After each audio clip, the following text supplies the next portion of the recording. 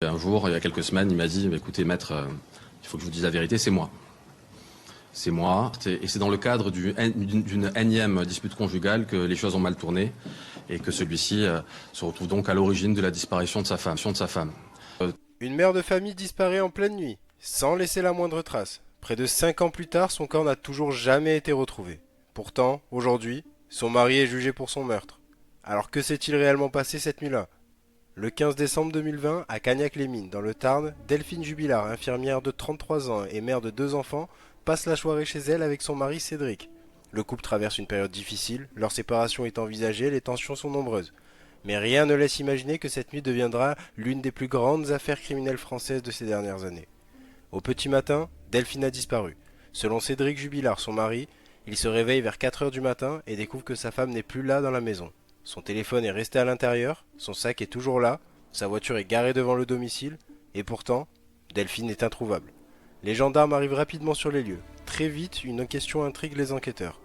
Pourquoi une mère de famille quitterait-elle volontairement son domicile en pleine nuit, sans son téléphone, sans sa voiture et sans prévenir personne? Les recherches commencent immédiatement. Des centaines de gendarmes sont mobilisés, des drones survolent les alentours, des chiens spécialisés suivent les moindres pistes, des plongeurs explorent les plans d'eau, des forêts, des champs, des puits et des dizaines d'hectares sont fouillés pendant des semaines puis pendant des mois. Mais malgré les milliers d'heures de recherche, aucune trace de Delphine. Son corps reste introuvable. Peu à peu, l'enquête se concentre sur son mari.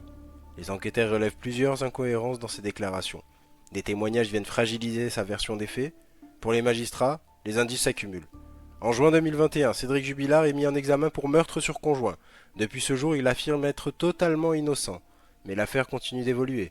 En 2025, malgré l'absence du corps de Delphine, la justice estime disposer d'un faisceau d'indices suffisamment solide pour renvoyer Cédric Jubilard devant une cour d'assises. Son procès devient l'un des plus attendus de France. Chaque audience est suivie de près par les médias.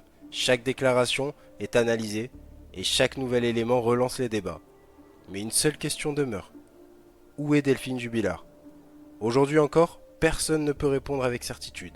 Son corps n'a jamais été retrouvé et tant que ce mystère restera entier, une partie de la vérité disparaîtra avec elle.